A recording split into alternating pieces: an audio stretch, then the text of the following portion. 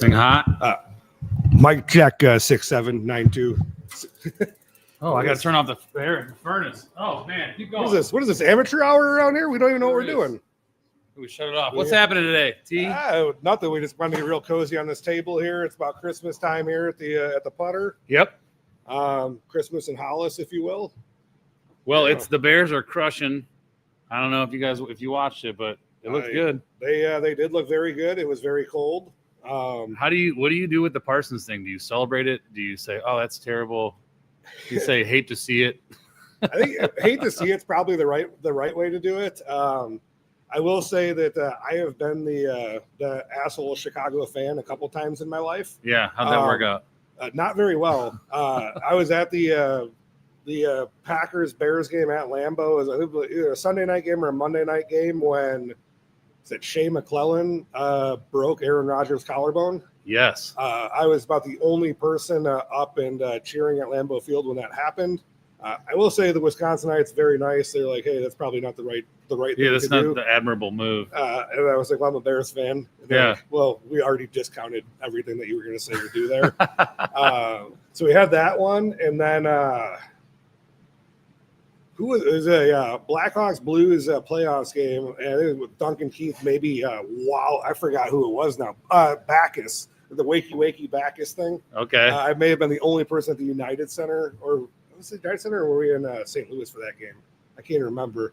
There was a guy on the Flyers that was a jerk too. Eric Lindros originally. No, there was another guy. He was an ass. I don't remember. I just remember watching the finals, and he was like picking. Maybe it was the Flyers. I think it was. Yeah, I mean, Eric Lindros would have been like early '90s Flyers. No, this was like when they were making their run. Oh yeah, I mean, Pronger. Oh yeah, there we go. Yeah, is that real? Yeah. Yeah. I mean, Eric Pronger. He was punk. Hockey, awesome sport to watch. God bless those guys for playing that sport. Yeah, God bless the parents who have kids playing it. Yeah, and their budgets. I got hockey buddies, our parents that are buddies. Man, their schedule, their ice time, the equipment. The kids grow out of the equipment every like 6 months. There's smelly stuff everywhere in their house. Anyways, we went off on a tangent right off the bat. But what's happening? What do we got today? Well, we got bagel budgets. Budgets. Want to talk about maybe early morning hockey practice and or getting the kids ready. We both have families with some kids, and we live very near a place that sells bagels and coffee. They're delicious too. The Bagel, one of my favorite, the Asiago one. The sandwich. Yeah. Is that the one you mess around with? I do. I mess with the Bagel. I don't know. I only do one side with cream cheese though, because you could get double. Oh yeah. Then next thing you know, you have like cream cheese, and they are they don't like to give you napkins at that place. Outstanding place. But yeah, it's the Asiago family favorite, Perri family favorite. Sounds like it's also a Hage family favorite. With the sausage on it. Yeah. Yeah. Have you dabbled with the waffle one at all? Have not. I've done it. Maybe I will. I was not feeling good that morning. It was like, I need some sugar and some grease to do this. But I think what's gone on, and it's a trend that we've talked about a little bit, and I just want to bring it like right up in your face approach to things here. Food budget and family food budget is a silent wallet killer, silent bank account killer. Yeah. I think it's because you go and foods eat like it's something you need, right? You need sustenance, and there is some substitution principle that you have to apply here. Like you have to get a bagel from somewhere. Right. But when you're trying to look at things and go, oh my God, I need interest rates to come down to buy a house. Interest rates are too high, right? We've heard this several times now. Yeah. Home prices are too high. That's very subjective. What's objective is let's look at what it costs, what your family's spending on food, and then figure out if there's a way to maybe clean up the budget there a little bit. Because it's honest to God, the sloppiest part of my family's budget, probably yours too. Yeah. That's definitely it, because it's a convenience thing, right? It's like you could prepare and go to the grocery store and make the food, but one, I'm tired. The kids, I'm run down. I got to work. It's convenient. So you're literally paying for the convenience in my mind. Oh yeah. And as we've talked about, we've done a couple of these episodes too, where we talked about like the premium on convenience is infinite. It is. So we have to pull up a couple, the big red stop sign here, because we're going to do some illustrative examples, and the FCC won't let us be here. But But here's, my family, a little Saturday order for us. Lovely. What do we got? A coffee for me. Okay. A chai latte for the wife. Yes. A hot chocolate for Holden. Yeah. No, nothing to drink there for Atticus. Yep. We'll go Bagel. I think we're not maybe turkey Havarti. That one's kind of one. The Havarti one is good. Now is that one bagel split for the fam, or is that? No. That's we're going. You get a bagel. You get a bagel. You get a bagel. Everyone gets a bagel. We all get a bagel. Yes. So as we have, we'll get Nick on here too in a second. As we're all passing out bagels, right? So Megan goes with the sausage, the premium, all of them, sausage, egg, and cheese. Nick, we got you on with audio only, so don't say any bad words. You back? You can hear me? All right. Yeah, we're in. We're talking about bagels, and we're right in the middle of it. Yep. So family bagel situation, right? And then we got for Atticus, the Cookie Monster man himself. Go with the donut hole. Okay. What's up? That'll come to what? Like 37? There you go. Yeah, $37.16, right? Bargain. I would agree. However, when you start to do this, if you do this every Saturday, right? That's 52 weeks. It ends up being $161 a month. Okay. Right? That's just on a Saturday. Yeah. If I'm going to look at myself in the mirror and go, does this probably happen on a Sunday too? It does, because you're a little hungover and I've already like calling your name. Yeah. And then your kid's like, hey, if I won't watch an episode of Paw Patrol if you go get me a bagel and some hot chocolate. Right. And it's like, well, for another $37, I'll do it. But that quickly jumps into $300 a month just on breakfast on the weekends. Wow. And Nick, I know you got a similar situation, right? You have a family. I know you guys like to go out and eat a little bit too. Yep. Do you guys have like a Saturday or a Sunday tradition where you're trying to go get coffee and bagels or breakfast somewhere? It depends. My daughter likes donuts from certain places. So every once in a while, we'll get some of that for her. Usually after her gymnastics routine every Saturday morning. So. Are we about on point here with the family bagel budget on this stuff, or the family donut budget? Yeah, it doesn't make sense when you put the order in. You think it's nothing, but when you get the price, it's a lot higher than you would think. So twice a week, we're up to almost 4 G's. And it adds up. There we go. So let's talk about this and talk about interest rates and buying a house, right? So there's a house in St. John. I just randomly picked out of a hat here. It's listed. It's listed for sale for $420,000. And, we hear about, oh my God, interest rates and affordability, right? So you read through all the stop, listen, all the disclosure stuff there. A first-time buyer could acquire this house, depending on credit score, with a 3% down conventional loan. Nick, we've worked through several buyers like this, right? Yep. And you go, okay, well, that interest rate today could be as low as 6.375, maybe a little lower if they wanted to buy that rate down. We could spend hours talking about that. But that payment all in probably works out to somewhere in the 31 range. All right. Well, oh my God, Tony, like interest rates, right? The rates are just too high. Well, what if we just had a 1% drop in interest rates? All right. That payment comes down to about $28.70 in that case. Well, there's your bagel budget, right? Just on the and on the weekend bagel budget. We're not talking about going out to eat once a week during the week too, right? Keeping the wife happy. God knows how much a glass of wine costs these days. You can't. Who just has one? A decent one, right? Yeah, and you can't stop at one. Has anybody ever stopped at one glass of wine? I'd like to meet him. Would you? I don't know if you'd like to meet him. But you quickly, right? We're not talking about earth-changing money. We're talking about $31.31 to $28.70 a month here, right? Well, there's ways that we can overcome this interest rate concern.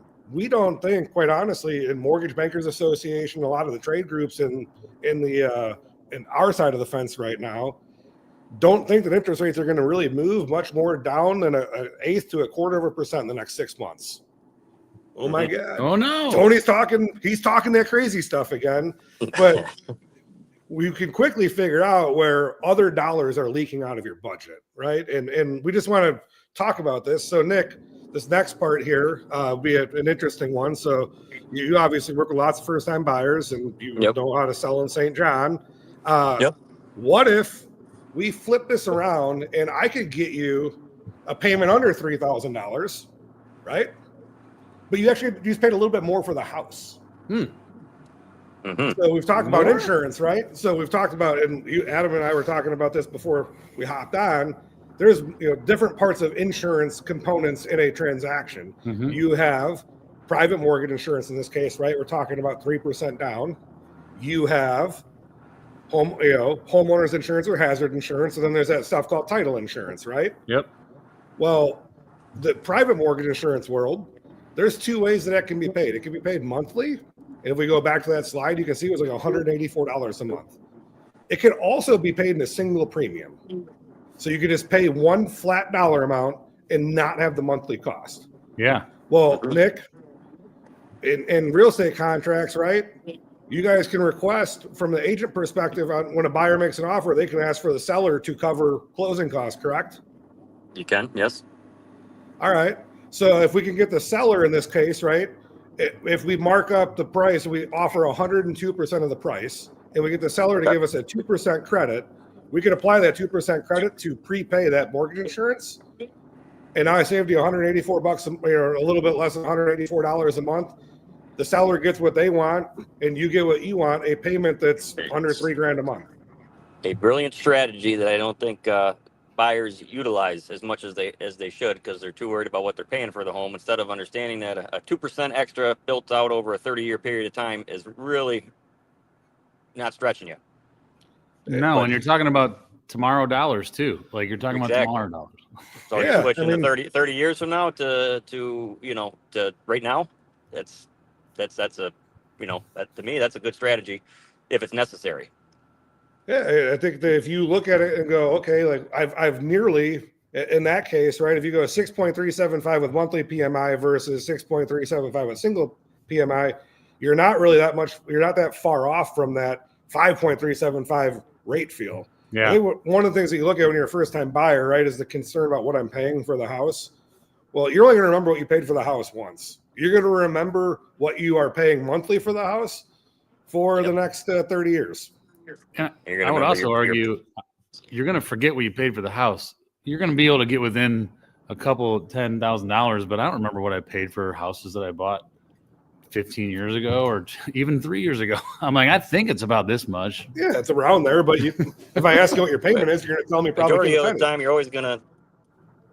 of the time, you're always pretty much going to sell it, unless a major market shift dies. So mostly going to sell it for more than what you paid for it. Yeah. Unless you bought a condo in downtown depending Chicago on circumstances, in 2019. Depending on circumstances and situations, that's a strategy that we like to utilize a lot, and I think more people should. So you pay a little extra for the home, but you get to save money in your pocket to bring down your monthly payment. I mean, that's a good strategy.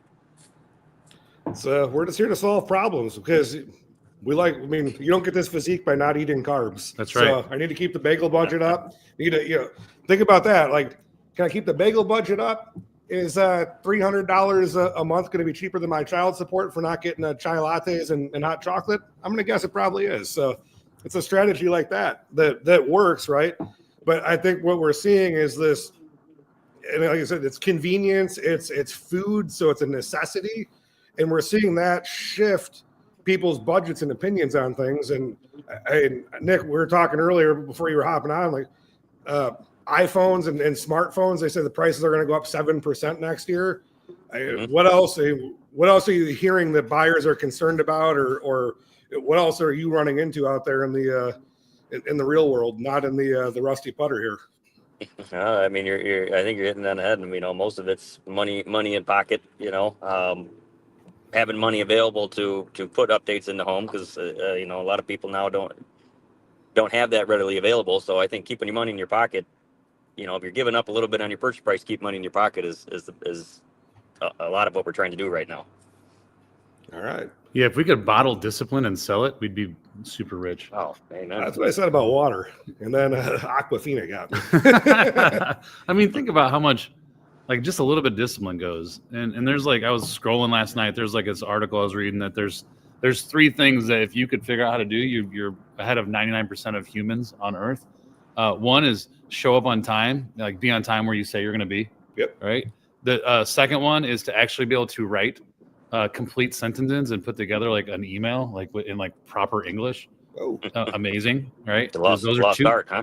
2 easy things. You can control it. I mean it, Nick. You can do it. You can tell someone to do that. he memes it. He means it.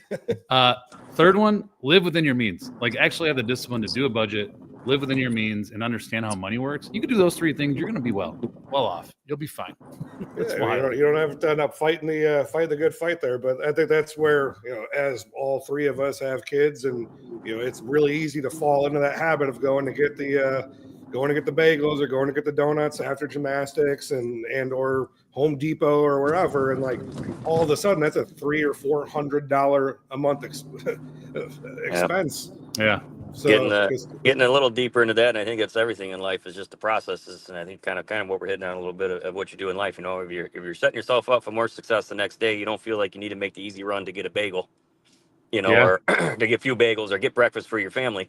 I know for us, we're making sure all the dishes are clean, everything's clean. I got the coffee set and everything ready to go. So when we wake up, that's less stress than we have on ourselves, in order to have a successful day. So I think, it's getting a little deeper into it, but it's Wait, you stuff prepare like for that, things? You prepare for stuff? Wow. Preparations.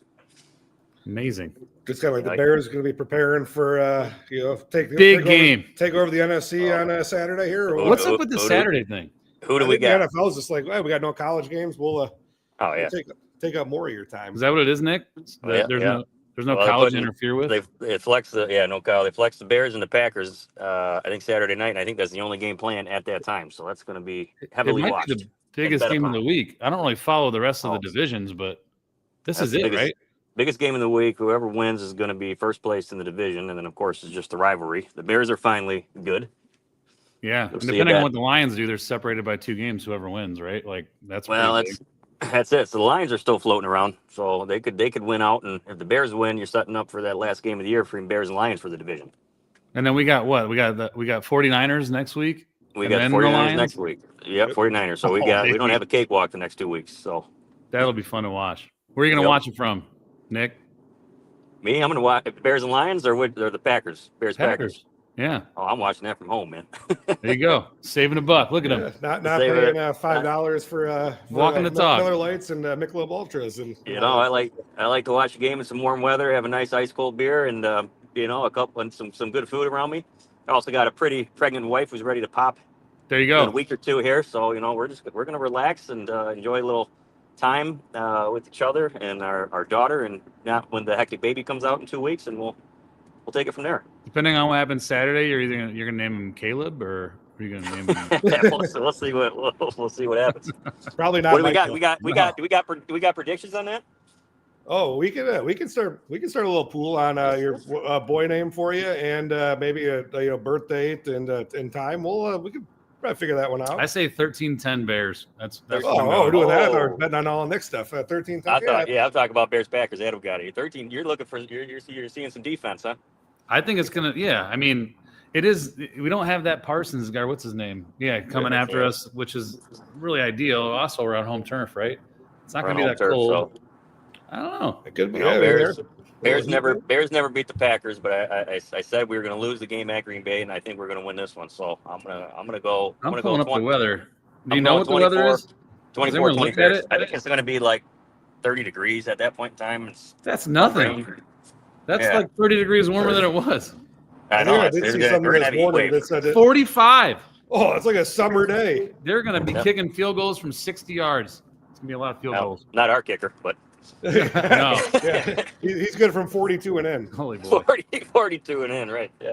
Yeah. Love it. What do you got? Who do you got, Tony? What's your prediction? You got me and Adams. What's yours? Are we all going Bears? I think we're Bears by a tutty. A tutty. Oh, you're going. Okay. I think maybe a little Give us a score. Give us a score. What do you want? Maybe like a 21-14, something 21. like that. Yeah, 21-14, 28-21, somewhere around there. All right. But that doesn't work to your field goal problem. But okay, listen. Closest to wins Big B from the other two. There we go. All right, I got 24-20 Bears. All right. 13-10. Well, we'll go Team 10 28, Bears. 21. All right, 2021. You heard it here. 20, Heard it here. 28. You guys will see us with some big B stuff. Nick, anything else for Christmas, New Year's? Any? I know you got the baby. You Anything else you guys know I'm on baby watch here, so we'll see what happens. You know, my son's anything like my daughter, he'll pop up right before the New Year, so I get that tax break because my daughter was born on New Year's Eve, so she knew what she was doing. So That's great. You know, if the genes run strong and they're smart, you know, he'll come before then. But We'll talk to him. You know, tell him what's up. Give him a pep talk. Say, hey man, hurry up. We need another deduction. We need to save a buck, right? Knock, knock, Caleb. Listen, there's nothing wrong with being shameless about that. I when my wife had my second son on June 30th, I looked at the everyone in the delivery room said, "Oh, you guys made your quota this month, huh?" Yeah. Yeah. And I proceeded to get pulled over by a cop on the way out too for a hey, you made your quota too. Our first one, my wife was in labor for 40 hours, and they try to keep her to be the first New Year's baby. We said, hell no, we're getting this No, thing we out. want it. Yeah, we're not letting the insurance company run or the hospital run another day on the insurance tab here. That's right. All right. Well, hey, we got Bears Packers this weekend. We've solved the bagel problem. Yep. We've solved some interest rate problems. You know, if you want to get in touch with Nick, you can almost dial my number. He's got the same first 6 or 7 digits there. Nick, how do they get in touch with you? Yeah, number 630-284-9624. You know, you can easily go on social media, look up Realtor Nick Oosting. We're on all platforms. Happy to answer any questions you got. You're happy to, if someone had a question, wanted to buy that house in St. John we talked about with that strategy, you could help dial that up for them. We could help them understand that, Tony. I think we could get in touch with you to run some numbers and really affect much of what we're doing. You know, You're a little Scarborough. Where are you driving? You in Beecher? we can do that. All right, man. Well, you guys take care. What No, are I'm we, actually 2 on the weeks off? outskirts of Beecher. That's I think we're 2 weeks. we're outie. We will catch you guys in 2026 when Nick's going to owe us some coffees. That's right. Drive safe, Nick. We'll All see you, right. bud. See you I'm guys. All right, guys. Bye. I'm done. Cut the show.